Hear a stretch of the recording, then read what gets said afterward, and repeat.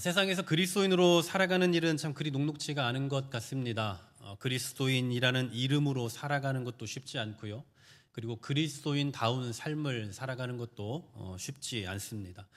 술, 담배를 하지 않거나 아니면 세속적인 일에 동참하지 않게 되면 승진이 어려울 때도 있고요. 또 융통성 없는 사람으로 낙인이 찍히기도 하는가 하면 지식의 통로라고 할 수 있는 책이나 아니면 신문, 기사, 미디어와 같은 각종 매체들에서는 언제나 교회나 기독교 신앙을 부정적으로 다루기 일쑤니 믿음이 자라는 건 둘째치고 믿음을 유지하는 것조차도 쉽지 않은 게 현재 우리가 살아가는 세상인 것 같습니다. 신앙인이라고 해서 전혀 다른 세상을 살고 있는 것도 아닌데 세상이라는 그 환경과 세상이 갖고 있는 정신에 우리가 영향을 받지 않을 수가 없거든요. 실제로 이런 부정적인 언론 매체나 주변 사람들의 말에 의해서 교회를 떠나는 소위 말하는 가난 신자들이 많이 늘어나고 있는 그런 추세입니다. 하나님이 보이기라도 하면, 그리고 매일같이 음성으로 우리에게 괜찮아, 힘내, 내가 함께 할게, 이렇게 말씀이라도 해주시면 참 좋겠어요. 그런데 그런 것도 아니고 누군가 옆에서 예수님 열심히 믿더라, 잘하고 있다라고 응원하고 격려하는 사람보다도 뭐하러 믿냐, 뭐하러 교회 다니냐라고 그렇게 부정하는 사람들이 훨씬 많으니 도대체 어떻게 해야 될지 모르겠다라는 심정이기도 합니다.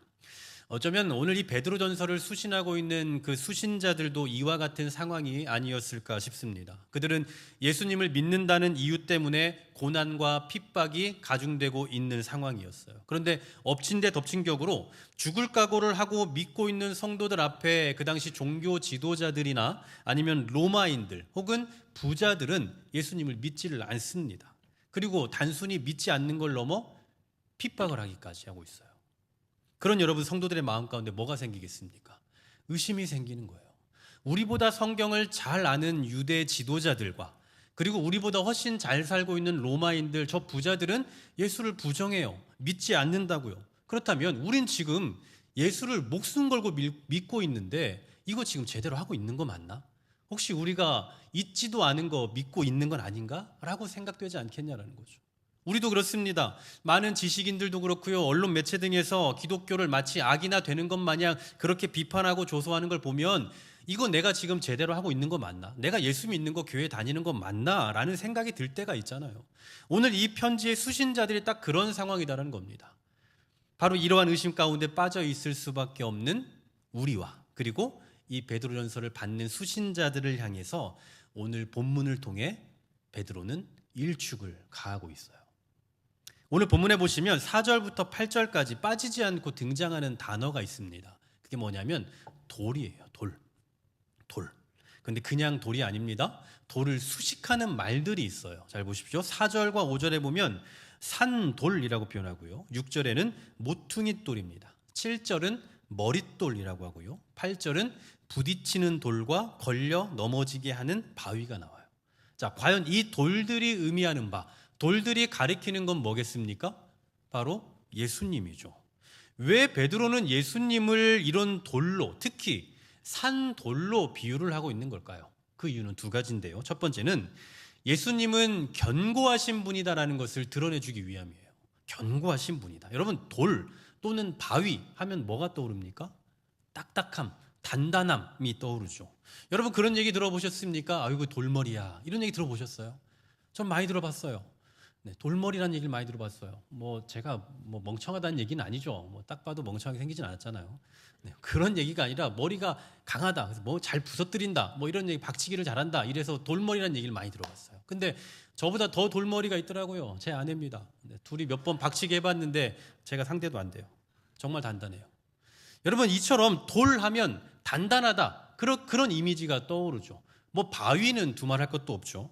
그래서 구약에 보면 종종 피난처를 상징하기 위해서 바위, 돌, 반석 이런 단어들을 씁니다. 대표적으로 시편 18편 2절에 여호와는 나의 반석, 나의 피할 바위, 이런 식으로 그 외에도 많이 등장을 하죠. 왜 하나님을 바위나 반석에 비유를 하겠습니까? 단단하다라는 거예요. 유일한 피난처가 된다는 겁니다. 견고하다라는 거예요. 그분은 변치 않고 우리의 몸과 피곤에 지쳐있는 우리의 마음을 그 뒤에 숨기기에 충분하다라는 걸 나타내기 위한 거죠.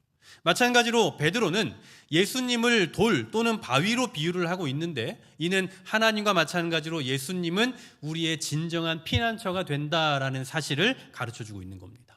결국 지금 예수님을 믿는다는 이유 때문에 고난당하고 있잖아요. 환난을 겪고 있잖아요. 그래서 어디든 피하고 싶은 사람들 아닙니까? 그런 사람들에게 그래도 유일한 피난처는 예수님밖에 없다라는 것을 가르쳐주고 싶었던 거예요. 두 번째로는 예수 그리스도는 부활하신 분이다라는 것을 드러내기 위함입니다. 예수님은 부활하신 분이다.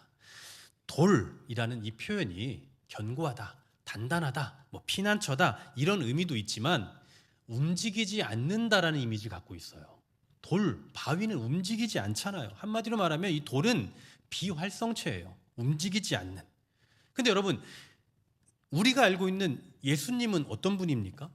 돌이나 바위처럼 단단한 분이죠. 견고하신 분이지만 비활성체로서의 피난처가 아니에요.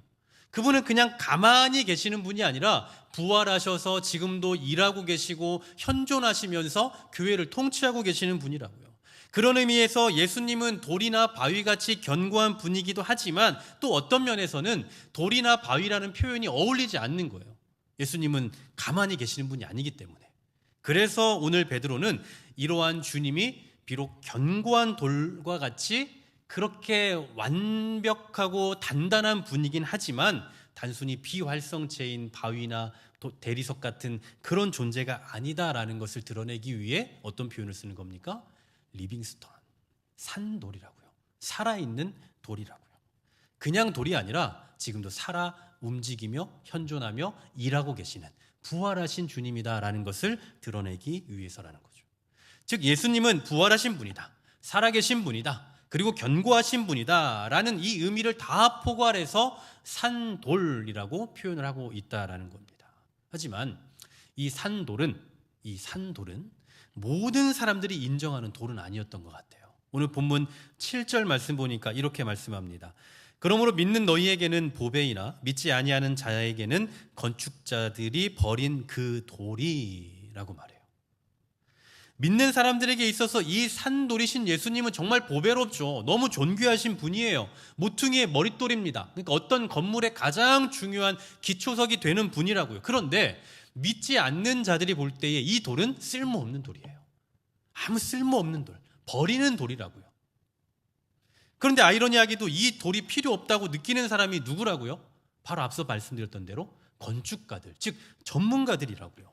그 당시 전문가들 누굽니까? 말씀드렸잖아요. 종교 지도자들이요. 바리새인, 서기관과 같이 아주 성경에 능통한 사람들이 지금 예수님을 버린 돌 취급을 하고 있다라는 얘기입니다. 여러분, 저 같은 사람이 어디 건축 현장 가서 집 짓는 데 가서 이 돌은 필요해요, 필요 없어요, 이 돌은 좋은 거예요, 값어치가 없어요, 이런 얘기 해봐야 아무 필요 없는 얘기예요. 신뢰가 안 갑니다. 그 집이 뭔지를 좀 아시는 분들, 그런 일들을 하시는 우리 전창복 집사님, 김은석 집사님, 아니면 최진호 집사님 같은 분들이 이런 얘기를 하면 그렇구나라고 이해가 되지만 저 같은 비전문가가 얘기하면 전혀 신뢰가 되지 않는 얘기라고요. 마찬가지로 전문가라고 할 수 있는 바리새인, 서기관과 같은 이 종교 지도자들이 예수님에 대해서 쓸모없으라고 얘기하고 있다고요. 그러니 사람들 마음이 어떻습니까? 전문가들이 예수님을 쓸모없는 돌이라고 말하니 의심이 생기는 거예요. 여러분, 지금 이 베드로전서를 받는 수신자들의 그 입장이 이해가 되십니까? 그들의 의심. 예전에 들은 그 충격적인 얘기가 하나 있는데요. 어떤 목회자가 이단에 빠진 친구를 건져내기 위해서 이단에 들어갔대요. 직접 그 세미나를 참석했어요. 근데 참석을 해서 듣다 보니까 너무 좋은 거예요. 그래서 거기에 반해서 교회 문을 닫고 목회자가, 그리고 그 교회 성도 한 30-40명을 데리고 그냥 그 이단으로 다 들어갔다는 얘기를 들은 적이 있어요. 얼마나 기가 막힙니까? 나름 전문가잖아요. 목회자로서 나름 전문가라고 얘기했는데, 그렇게 생각했는데 자기보다 더 전문가라는 사람이 보인 거예요. 자기보다 더 잘 알거든요. 더 새로운 얘기를 하는 거예요. 거기에 반한 겁니다. 그러면서 자기가 나름의 전문가였지만 그 전문성을 다 내려놓고 자기보다 더 전문가라고 인정하고 자기가 가졌던 걸 다 버려버리는 거예요. 그러니 여러분, 오늘 이 편지를 받는 수신자들도 그런 거죠. 전문가들이 버린 예수 그리스도를 믿는 게 과연 온당한가? 지금 제대로 하고 있는 것인가? 라고 의심할 수밖에 없는 거고, 지금을 살아가고 있는 저와 여러분과 같이 세상에 그 수많은 사람들이 과학적으로, 철학적으로, 학문적으로 예수님을 부정하고 있는데 과연 지금 이 길을 걸어가는 게 옳은가라고 생각할 수 있다라는 말이죠.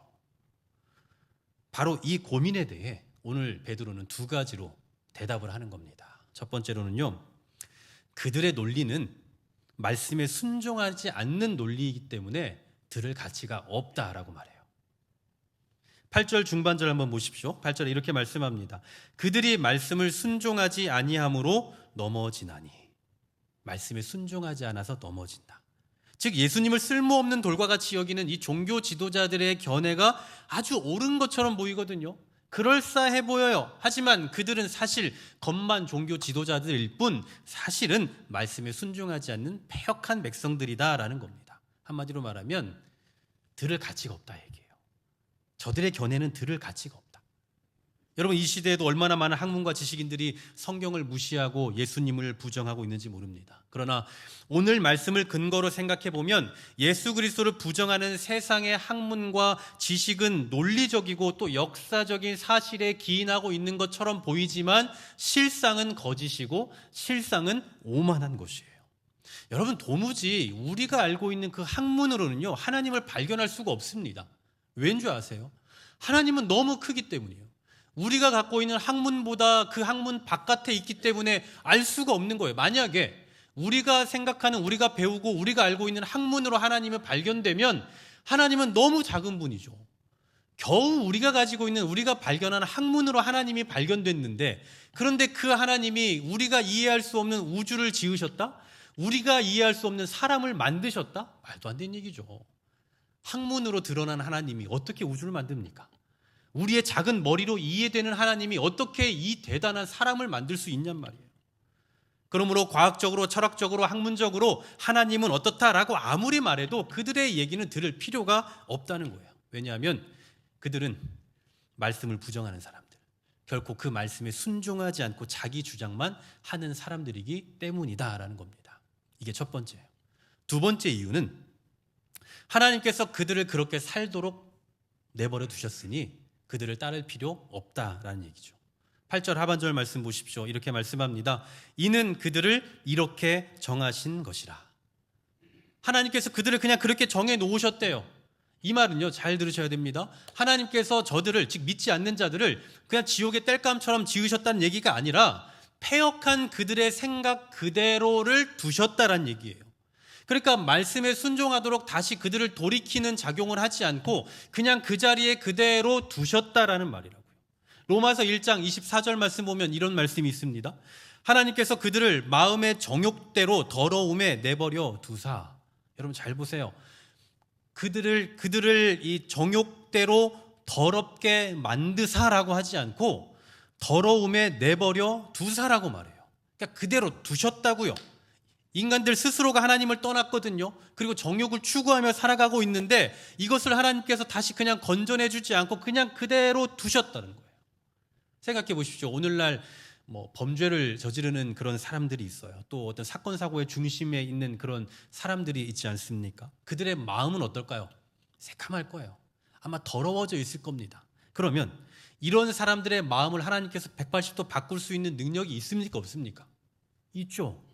그런 마음을 먹지 못하게 할 수 있는 능력이 있어요. 아니면 생각은 했어요. 범죄를 계획했습니다. 하지만 그것을 하지 못하게, 행위를 하지 못하도록 막을 수 있는 능력도 있어요. 그죠?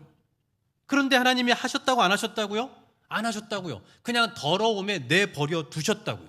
그들의 생각을 바꿀 수 있는 작용을 하지 않으셨다라는 거예요. 그러니 그들이 악한 생각을 하기도 하고 악한 생각을 행동으로 옮기기도 하는 겁니다. 그들이 악한 일을 하게 하나님이 만드신 게 아니라 너 악한 일 좀 해라고 부추기신 게 아니라 그들의 악한 본성을 그대로 두셨다고요. 도대체 왜 하나님은 그들을 심판하지 않고 그냥 두시는 걸까요? 왜 그들의 생각을 바꾸지 않고 그냥 두시냐고요? 모르죠. 그 하나님의 어떤 생각을 우리는 알 수는 없어요. 그걸 제가 여기서 지금 이렇다 저렇다 말할 수 없어요. 하지만 악한 본성을 그냥 그대로 두셨다라는 말은 다른 말로 뭐냐면 버려두셨다는 얘기예요. 버리셨다는 얘기라고요. 오늘날 여러 가지 학문, 지식을 근거로 하나님을 부인하고 성경을 난도질하는 일들이 얼마나 많이 있습니까? 그런데 왜 그런 거짓 학문들이 활개를 치고 있는 겁니까? 그런 지식들이 다 옳기 때문이에요? 탁월하기 때문일까요? 그 지식들이 뭐 대단한 영향력이 있기 때문일까요? 천만의 말씀이에요. 그들이 옳아서가 아니라 하나님이 그냥 두셨기 때문이라고.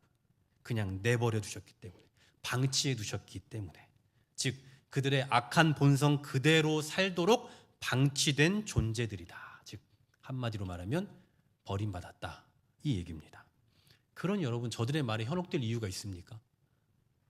하나님의 말씀을 부정하는 논리이고, 하나님의 말씀이 들려도 자기들 말만 할 사람들이고, 그리고 하나님께서 그냥 이렇게 정해 놓으셨는데, 저들이 그냥 그렇게 살도록, 그렇게 말하도록 그냥 내버려 두셨는데, 우리가 저들의 말에 흔들릴 이유가 하나도 없다라는 말입니다.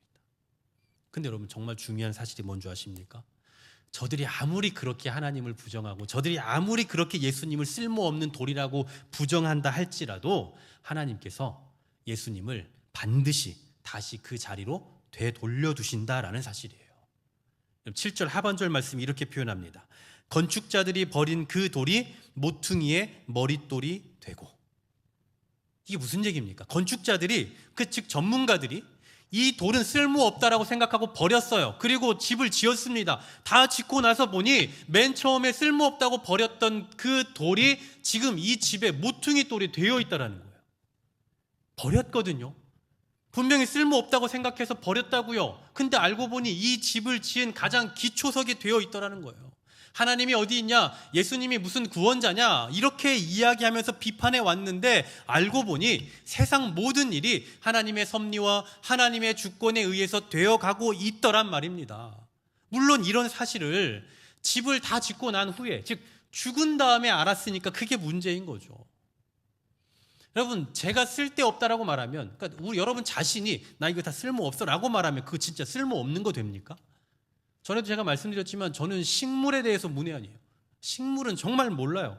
이게 꽃인지 줄기인지 이게 뭔지 아무것도 잘 몰라요. 저한테 만약에 화단을 관리하라고 하면 저는 그냥 다 뽑습니다.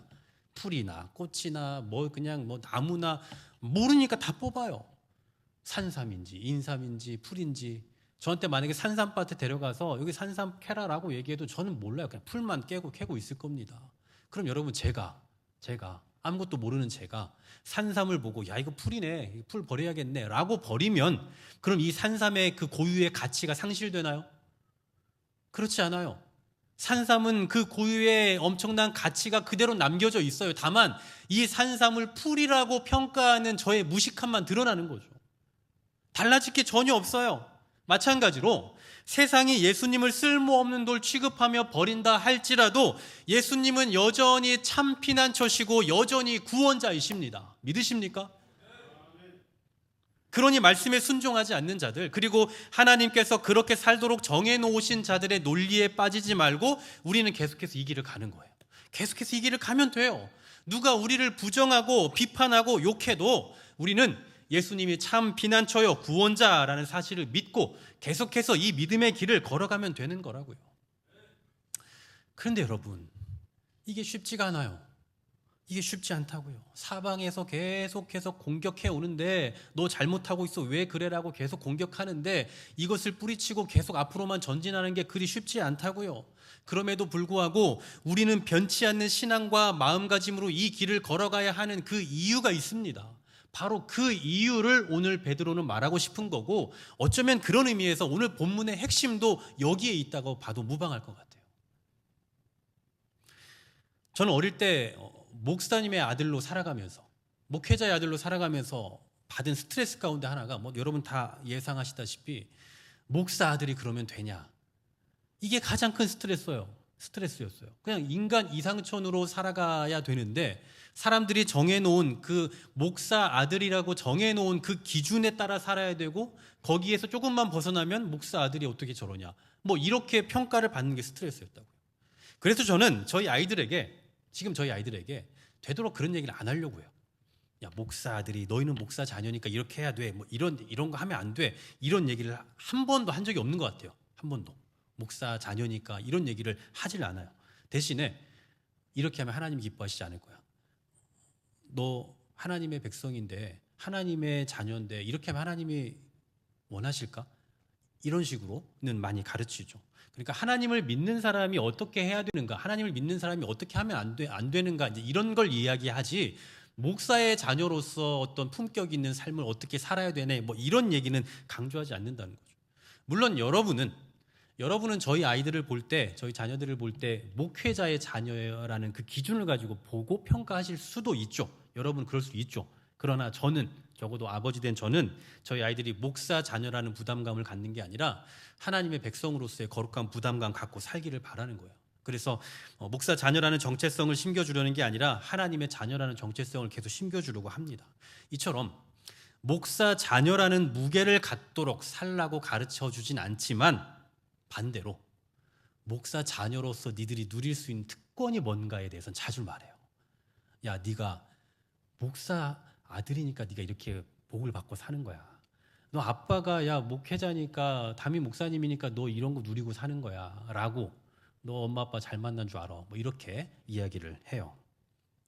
왜 그렇게 씁니까? 저도 목사의 자녀로 살아가면서 받은 스트레스도 있지만 반대로 목사의 자녀로 살아가면서 받은 은혜는 또 얼마나 많겠습니까? 실제로 우리 원로 목사님께서 이제 후임자를 구하는 데 있어서 그 몇 가지 조건 중에 하나가 목사 아들이었거든요.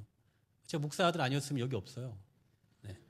뭐 그런 것뿐이겠습니까? 많은 그 은혜들이 있죠. 어릴 때도 부모님의 많은 기도와 협력과 또 성도들로부터 받은 그 사랑들도 얼마나 많겠어요. 실제로 목회자들 사이에서 목사 아들 목사는 성골이라고 평가받아요. 아시죠, 여러분? 신라 시대의 골품제, 성골, 진골, 육두품, 그 중에서 최상급 성골이라고요. 이런 사람입니다. 성골이에요, 여러분. 어쩌면 오늘 베드로가 성도들을 향해서 말씀에 순종하지 않는 자들의 논리에 빠지지 말라라고 강조하고 있는 이유가 여기 있는 거죠. 너희는 저들과 다르다. 너희는 저들과 달라. 너희는 성골이야. 이 얘기예요. 쉽게 말하면 너희는 너무나도 특별한 존재이기 때문에 저들의 말에 놀아날 군번이 아니라고요. 그러니까 오늘 본문은 우리에게 세상의 논리에 속지 않고 계속 견뎌내라, 누가 뭐라고 해도 참어 귀 막고 살아라고 우리에게 어떤 그 고생을 강조하면서 고생하라고 그렇게 말하고 있는 게 아니라 우리가 얼마나 특별한 존재인지를 가르쳐 주는 거라고요. 이 세상 가운데서 얼마나 특별하게 부름받은 자들인지를 보여줘요. 한마디로 말하면 우리는 저 세상의 거짓 논리가 너무나 우습고 가짠다고 느낄 만큼 특별한 존재라고요. 뭐가 그렇게 특별하냐? 9절에서 말씀하는 겁니다. 여러분 9절 말씀 같이 한번 읽어볼까요? 시작. 그러나 너희는 택하신 족속이요 왕 같은 제사장들이요 거룩한 나라요 그의 소유가 된 백성이니 이는 너희를 어두운 데서 불러내어 그의 기이한 빛에 들어가게 하신 이의 아름다운 덕을 선포하게 하려 하심이라. 아멘. 여러분 9절을 시작하는 접속사가 뭡니까? 그러나예요. 그러나. 앞서 4절부터 8절까지에서는 산돌이신 예수님을 믿지 않는 자들에 대해서 말했잖아요. 그들은 말씀에 순종하지 않아요. 그리고 하나님이 그들을 그렇게 정해 놓으셨어요. 그런데 오늘 9절을 시작하면서 딱 뭐라고 시작해요? 그러나 너희는 세상은 하나님의 말씀을 듣지 않고 하나님 역시 그냥 그대를 그대로 두셨지만 그러나 너희는 우리를 그냥 두시지 않았다고요. 그렇게 어떻게 하십니까? 우리를 택하셔서 왕같은 제사장으로 거룩한 나라로 그의 소유된 백성으로 자녀 삼아주셨다는 거예요. 저들과 180도 다른 그런 특권을 우리에게 주셨다고요. 게다가 여러분 10절 말씀도 보십시오. 같이 읽습니다. 10절 시작. 너희가 전에는 백성이 아니더니 이제는 하나님의 백성이요 전에는 긍휼을 얻지 못하였더니 이제는 긍휼을 얻은 자니라. 아멘. 잘 보세요. 전에는, 이제는 두 번씩 반복해요. 전에는과 이제는을 확연하게 구분지어 설명합니다. 전에는 우리도 저들과 똑같았어요. 방금 우리가 9절에 생각해봤던 것처럼 4절부터 8절까지 언급된 그 사람들과 똑같았다고요. 그런데 이제는 달라요. 이제는 명백한 하나님의 백성으로 하나님의 긍휼하심을 입은 자들로 하루하루를 살아가고 있는 존재가 됐습니다.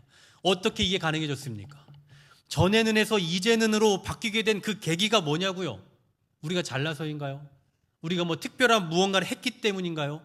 오늘 본문을 눈 씻고 찾아봐도 우리가 뭘 했다라는 말씀이 전혀 등장하지 않아요. 다만 이런 표현만 있습니다. 9절 중반절에 이는 너희를 어두운 데서 불러내어 그의 기이한 빛에 들어가게 하신 이. 어두운 곳에 머물러 있고 그냥 천상 죄인에 불과한, 그냥 천상 죽을 수밖에 없는 그런 우리를 불러내요. 그의 기이한 빛에 들어가게 하신 이. 바로 그분으로 인해서 우리가 지금 이 자리에 있고 그분으로 인해서 우리가 긍휼을 얻게 되었다라는 사실입니다. 정말 감격적인 사건이 아닐 수 없어요. 여러분, 우리가 이성이 없는 사람입니까? 우리가 지성이 없는 바본가요?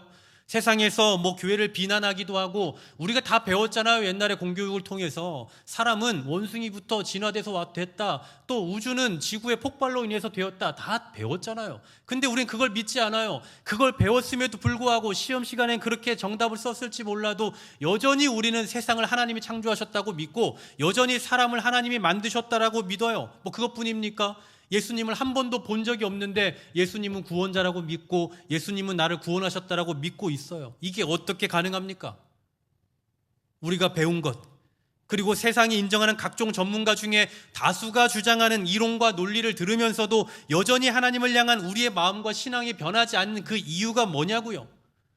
우리를 불러내어 그의 기이한 빛에 들어가게 하신 이 때문이에요. 바로 예수님 때문이라고요. 하나님께서 우리의 이성과 신앙을 견고히 붙잡아주고 계시기 때문에 가능한 일입니다. 만일에 단 한순간이라도요, 하나님께서 우리를 놓으시면요, 한순간이라도, 그러면 우리가 언제 그랬냐는 듯 이 세상의 어떤 논리와 이단 사설에 빠지고 말 겁니다. 하나님의 말씀에 순종하지 않는 자들의 말과 하나님께서 그렇게 정해두신 그들을 살도록 그냥 그렇게 두신 그들의 말에 현혹되어서 우리도 구원의 자리를 이탈해버리고 말 거라고요. 그러므로 우리가 하나님의 백성 되었다는 사실, 그리고 이 패역한 시대 가운데서도 내 신앙이 유지되고 있다는 사실이 얼마나 감사하고 얼마나 감격스러운 사실인지 몰라요. 오늘 우리가 이 자리에 나와서 예배하고 있다는 거, 여러분이 세상에서 한 주간 치여 살아가다가 오늘 이 자리에, 이 시간에 여기에 나와서 예배하고 있다는 건요, 하나님께서 우리 개인을 붙잡아주고 계시다라는 증거예요. 믿으십니까? 그래서 저와 여러분은 특별한 존재인 거예요. 여러분, 옆에 분과 한번 이렇게 인사합시다. 당신은 특별합니다. 당신은 특별합니다. 정말 특별한 존재예요. 여러분, 사람은 보이는 것에 치중하는 경향이 있습니다. 그래서 뭔가 기적이 보이고 뭔가 새로운 게 보여야만, 그래야만 하나님이 함께하고 계시다라고 믿으려고 해요. 기도하면 바로 뭔가 뚝뚝 하늘에서 떨어진다거나, 오늘도 하나님의 음성 같은 게 들려진다거나, 뭔가 신비스러운 사건들이 일어나야만 하나님이 나와 함께하고 계시구나라고 생각하려고 한다고요. 하지만 그것보다는 지금 오늘 이 순간에도 우리가 예수님을 믿고 있다는 사실, 이 순간에도 우리가 하나님을 신앙하고 있다는 사실이 가장 큰 은혜이고, 지금도 우리와 하나님께서 함께하고 계시다라는 가장 큰 증거인 줄을 믿으시기를 소망합니다. 그래서 청교도 신학자인 존 오웬이 이런 말을 했어요. 하나님의 자녀들의 가장 큰 타락의 근원은 구원받은 걸 일상적인 것으로 여기는 것이다. 구원받은 걸 일상적인 것, 너무 당연한 것으로 여기며 살아가는 것, 이게 바로 하나님의 백성의 타락의 가장 큰 근원이다라는 거예요. 여기서부터 성도의 영적인 타락은 시작되는 겁니다.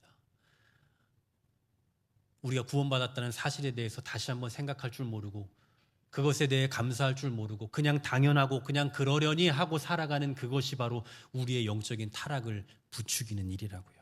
그러므로 구원받은 사실을 일상적인 것으로 여기지 말고 하루하루 순간순간 하나님께서 나 같은 인생 구원해 주셨다라는 사실과 지금도 나의 구원을, 나의 믿음을 지켜 보호해 주고 계시다라는 그 사실에 대해서 감격하며 감사하며 살아가는 우리 모두가 될 수 있기를 간절히 소망합니다. 사랑하는 여러분, 세상은 우리 주님과 신앙인으로 살아가는 우리 삶의 가치를 버린 돌 취급할지 모르지만, 누가 뭐라 해도 우리가 믿는 예수님은 산돌이시며 머릿돌이 되시는 분입니다. 바로 그분께서 우리를 어두운 데서 불러내어 주셨고 지금은 구원받은 자로 살아가게 하고 계시니, 누가 뭐라 해도 우리는 지금 옳은 길을 가고 있는 거예요. 세상이 우리의 신앙을 비웃고 우리를 어리석은 사람 취급할지라도, 교회를 향해서 비난의 화살을 쏜다 할지라도 그들의 평가에 우리는 귀 기울일 필요가 전혀 없다는 겁니다. 바로 그 증거로 오늘 본문에서 이런 표현을 하는 거예요. 그러나 너희는 오늘 말씀의 제목이기도 합니다. 우리는 다르다는 겁니다. 우리는 다르게 부름받았다고요. 하나님께서 우리를 다르게 보신다라는 겁니다. 그러나 우리는 달라야 합니다. 우리는 다르게 부름받았기 때문입니다. 기도하겠습니다.